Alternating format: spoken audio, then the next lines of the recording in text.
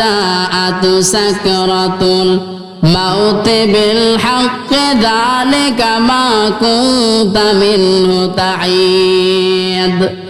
আল্লাহ পাক বলেন, পৃথিবীর সমস্ত কিছুই তোমার দৃষ্টিতে মিথ্যা ভুল ধারণা থাকতে পারে, কিন্তু মৃত্যুর যন্ত্রণা হক, এটা সত্য।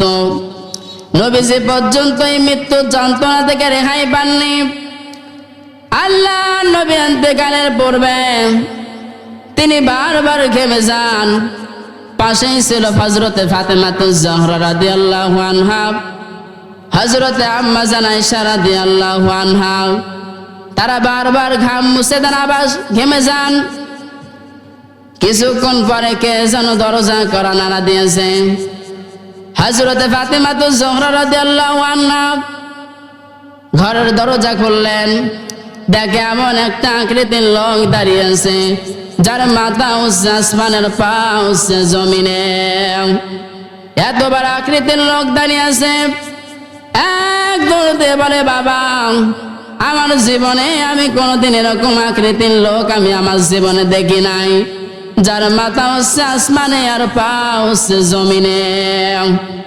নবীজি বললেন, হে ফাতেমা, এটা দুনিয়ার কোনো সাধারণ মানুষ না, এটা স্বয়ং আজরাইল আলাইহিস সালাম তোমাকে এতিম করার জন্য এসেছে, তাকে আসতে বলো। ফেরেশতা আজরাইল ঘরের মধ্যে প্রবেশ করার পরে সালাম দিয়েছে, আসসালামু আলাইকুম ইয়া রাসূলুল্লাহ। হযরত ফেরেশতা আজরাইল বলে, ইয়া রাসূলুল্লাহ, আল্লাহ পাক আমাকে দুইটি কথা বলার জন্য আমাকে পাঠিয়েছে। এক নম্বর, আপনি যদি যেতে চান তাহলে আপনাকে আমি নিয়ে যাব, আর যদি যেতে না চান তাহলে আপনি থাকতে পারবেন। আল্লাহ নবী বলেন, আজরাইল, যদি আমি থাকতে চাই তাহলে কতদিন আমি থাকতে পারবো? ফেরেশতা আজরাইল বলে, ইয়া রাসূলুল্লাহ, আপনি যতদিন ইচ্ছা থাকতে পারবেন। আপনি আল্লাহর প্রিয় হাবিব, আপনি আল্লাহর প্রিয় বন্ধু, সব কিছুই ঠিক আছে। আপনি যতদিন ইচ্ছা ততদিন পর্যন্ত থাকতে পারবেন, তবে হ্যাঁ, এরপর আপনাকে মরা লাগবে। মুহাম্মাদুর রাসূলুল্লাহ সাল্লাল্লাহু আলাইহি ওয়াসাল্লাম বলে, আজরাইল, যেহেতু নশ্বর দুনিয়া থেকে আমাকে চলে যেতে হবে, তাহলে আমি আর এই নশ্বর দুনিয়ায় থাকতে চাই না। আল্লাহ রাব্বুল আলামিন যদি আমার অপেক্ষামান থাকে তাহলে তুমি আমাকে নিয়ে যাও। ফেরেশতা আজরাইল বলে, যখন আমি মুহাম্মাদুর রাসূলুল্লাহ সাল্লাল্লাহু আলাইহি সাল্লামের বুকের উপর হাত রাখি, হাত রাখার পরে বলে, হে ফেরেশতা, আমার বুকের উপর কি ধারণ করেছো? মনে হচ্ছে আমার বুকের উপর একটা উহুদ পাহাড় রেখেছো, হাত নামিয়ে ফেলো। ফেরেশতা আজরাইল বলে, ইয়া রাসূলুল্লাহ, আমার জীবনে আমি কোনদিন যতগুলো পয়গম্বর, সাহাবী, যতগুলো মানুষকে আমি জান কবজ করেছি, রূহ কবজ করেছি, কিন্তু আপনার মতো সূক্ষ্মভাবে এত কম কষ্টদায়ক ভাবে কারোর জান পর্যন্ত কবজ করি নাই। নবীজি বলেন, হে ফেরেশতা আজরাইল, যত রকমের কষ্ট আছে আমি নবীকে দিয়ে দাও, আর আমার এই দুর্বল উম্মতকে কষ্ট দিও না। ফেরেশতা আজরাইল বলে, ইয়া রাসূলুল্লাহ, আমি কথা দিতে পারলাম না, তবে হ্যাঁ, আপনার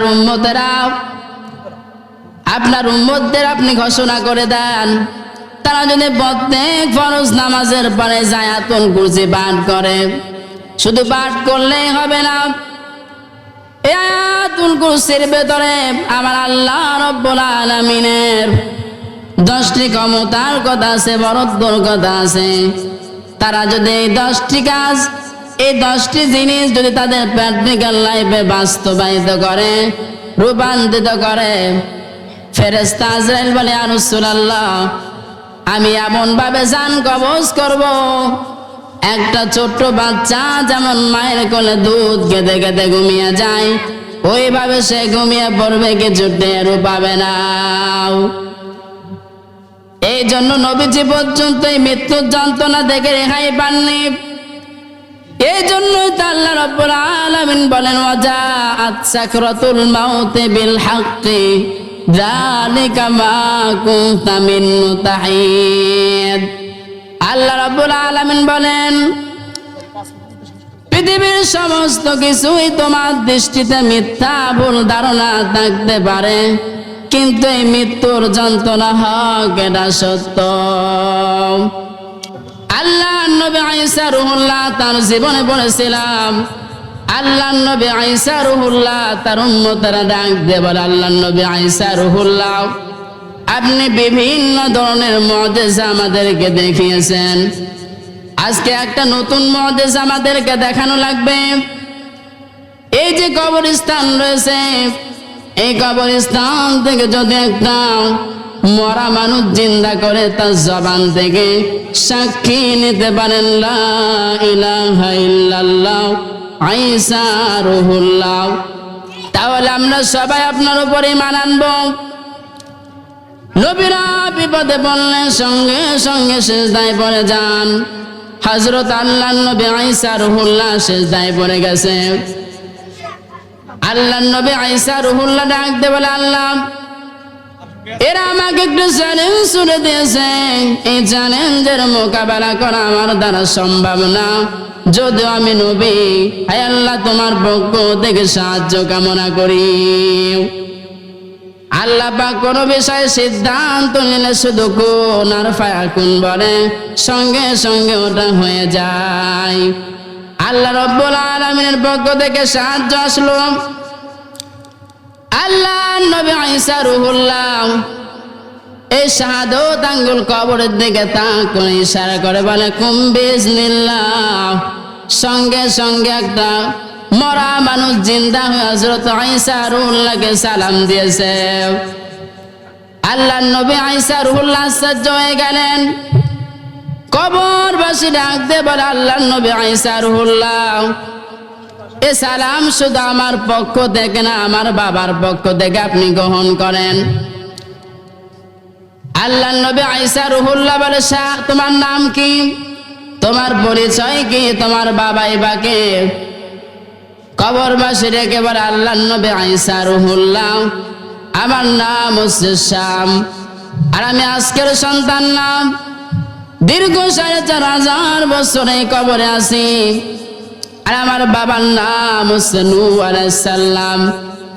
আমার বাবা ইন্তেকালের পূর্বে আমাকে জানিয়েছিল এই জামানার ঈসা রূহুল্লাহর মুআজিজার কারণে আমাকে নাকি ১০০০ বছর পর আমার জীবিত হওয়া লাগতে পারে। আমার বাবা বলেছিল এক নবী আর এক নবীর ভাই নূহুর ভাই ঈসা রূহুল্লাহ, যখন তুমি এই জামানার ঈসা রূহুল্লাহর মুআজিজার কারণে আবার ১০০০ বছর পর জীবিত হবে, তখন আমার ভাই ঈসা রূহুল্লাহ তাকে আমার সালামটা পৌঁছে দিও।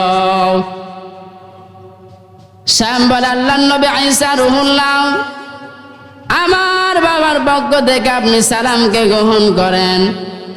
আল্লাহ নবী ঈসা রূহুল্লাহ কবরবাসী শামকে ডেকে বললেন, হ্যাঁ শাম, তুমি যে দীর্ঘ ৪,৫০০ বছর কবরে আছো, তোমার জীবন থেকে সত্য ২টা ঘটনা আমাকে শোনাও।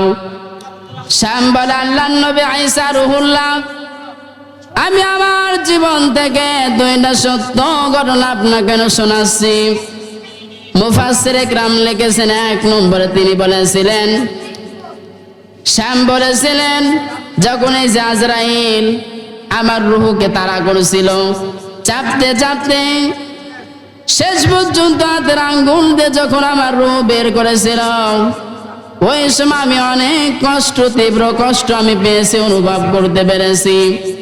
মুফাসসিরে কেরাম ২ নম্বরে লিখেছেন, কবরবাসী বলেন, শাম বলেন, এই যে আমার শরীরে যে হাত পতঙ্গ রয়েছে, জয়েন্ট গুলো রয়েছে, এই জয়েন্টে মাঝে মাঝে ব্যথা করে, আর মনে হয় কিছুক্ষণ আগে কে যেন আমাকে একটা লাঠি দিয়ে পিটিয়েছে। কি বুঝতে পারলাম এখন থেকে? তাহলে দীর্ঘ ৪,৫০০ বছর কবরের মধ্যে রয়েছে, তারও শরীর থেকে মাঝে মাঝে ব্যথা করে, আর মনে হয় কে যেন কিছুক্ষণ আগে লাঠি দিয়ে পিটিয়েছে। তার মৃত্যুর যন্ত্রণা যদি এমন হতে পারে, আর আমরা যারা সাধারণ মুসল্লি তাদের কেমন কষ্ট হবে, সাধারণ মানুষ আমরা যারা, তাদের মৃত্যুর যন্ত্রণা কেমন হবে।